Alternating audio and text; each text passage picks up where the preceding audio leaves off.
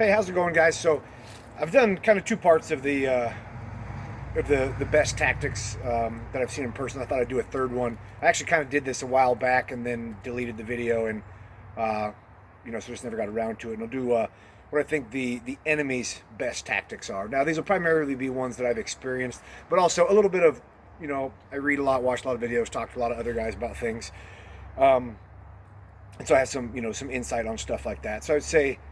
Uh, kind of first and foremost would just be the usage of the IED.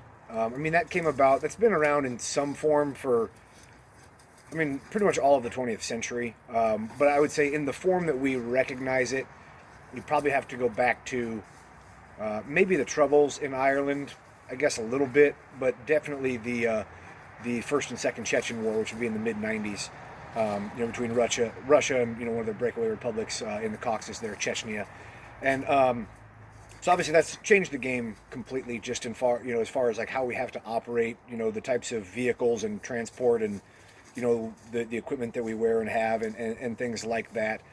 Because it's versatile and it makes use of it's essentially more or less like having landmines or like old school Hawkins mines or claymores, but with the ability to use artillery shells, mortar shells, plastic explosive, like just any kind of thing that you have. And so that's opened it up because one, obviously, when you're dealing with an enemy that has a lot of vehicle transport, and lightly armored vehicles, heavily armored vehicles, you just don't have a lot of ways to prosecute that with just regular small arms and even RPGs for that matter. It's not easy at all to hit a moving Humvee or even a moving tank for that matter with an RPG or an AT4, some sort of similar recoilless, rocket weapon.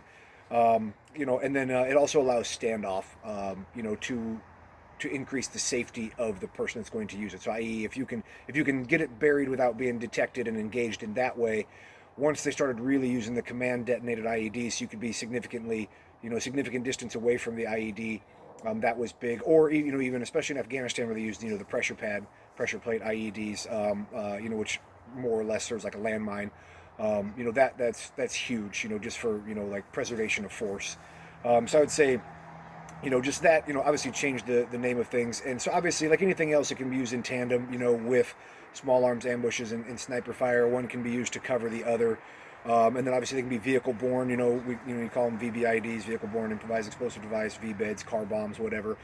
Obviously that requires somebody who's willing to die. But they also will use, they even got more specific. The Global War on Terror loves its fucking acronyms, but so they even got more specific. So you had the VBID and then the SVBID, which is the suicide vehicle-borne improvised explosive device, i.e., when there's actually somebody driving it. Because another reasonably good tactic is just to put a big ass bomb in the trunk of a car, then go park the car on the side of the road, and then have somebody set it off when a coalition, American or an enemy convoy goes by. So that's definitely the main one. And then I would say, as far as like our direct confrontations with the enemy, the far and away the most effective tactic that they used were essentially setting up kill houses. So obviously I was in 3rd Battalion, 1st Marine, so everybody's probably roughly aware of, kind of the famous picture of, at the time, First Sergeant, but Sergeant Major Castle when he's coming out of the Kilo Company's, kill house there, and he's, he's being carried, he's kind of got his 9mm with his finger off his trigger, like, kind of iconic photograph. And we had multiple houses within the battalion. My company had, multiple houses like that where we took, KIA and significant number of casualties dealing with that. So, using those like traps, to maximize their ability and to negate a lot of our abilities. It's one, using a tactic like kind of having a like a kill house. It's a suicide tactic. Like the guys that do it, they don't make it out. So you have to be willing to die, and as commander or whatever planner, you have to be willing to sacrifice those forces. But it is effective. But a couple things that have to be in place for that. So one, you have to have a set of circumstances that would make somebody go in there.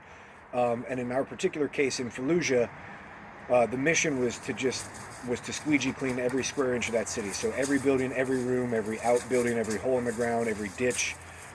We went into fucking everything, and so it did leave us open for potential ambushes. Now that's why one of the tactics was if you could detect enemy force inside of a building or a structure that you couldn't just immediately eradicate, it was just to get back, section it off, and then bring in air, already bring up tanks, bring up a small rocket, pop grenades through the windows, whatever, deal with it that way. But so that's big, is getting an enemy to come into it first, and then the things that made the houses that were the most effective against us the most effective were, one was letting an enemy enter the structure deep enough that members in the rear could then be engaged, i.e., having people trapped by fire on both sides, and or knocking casualties down, inside, whether they're wounded at the time or whether they were in the KIA outright, because then we can't bring up our supporting arms because we can't just run a tank or a bulldozer through a building where we have wounded guys. So you have to have guys spread in different parts of the house, i.e. in front of you, guys in some of the rooms off of the hallway, particularly effective ones where they had a second story in the house where they would have guys up in the second story with the ability to either fire through, sometimes there was holes knocked in the actual floor, so you just kind of cut, more or less like a little, what you'd call like a loophole, if it were a castle or something to that extent, so you could drop grenades or fire down through that, or even, they have a lot of, like second floors that have, roughly a balcony or, kind of a brick walled balcony around it that you could, then shoot over, drop grenades to give cover. So being able to have, fire directed from multiple locations and multiple elevations, is really big. And then also you have to be able to mitigate the number of entry points into the structure. And the buildings in Iraq are actually really good for this tactic because it's just the way that they live, where all their windows are barred all the time. So you pretty much can't enter through any of the windows unless you blow them off or hook a chain up and pull them off or something to that extent. Obviously some you could, but for the 99% of the time the windows are barred off. And then usually they have a front door and a back door, and they're all kind of that same flimsy steel. But, it was really common, for them to just be padlocked on the inside or outside. And then they would always have like the little vertical, either on the top or the bottom or possibly both, just the little like latching bolt that would go down there. So, I mean, these aren't like huge things. If you want in, you can get in through that, but it stops it enough. And you can't get up to one of those without giving yourself away. So as long as it can be brought under fire, then you can essentially, narrow things down to just one entry point, which allows you to focus fire and deal with it that way. And then within that, we would deal with houses that were booby-trapped, or sometimes people inside that themselves were booby-trapped, wearing suicide belts or vests, things like that. So that even closing with, the enemy and dispatching them itself had an extra layer of danger on there. So that was certainly certainly a very effective tactic. It required several things to be in place, and obviously you're going to lose. So that's why the numbers on the scale they're nowhere near even, but they're able to create some terror and create some real difficult situations because of that, and in ways make us hesitant to do certain things. If you enter into a building that's set up as just basically a kill box like that, it makes you reticent to want to go into the next one.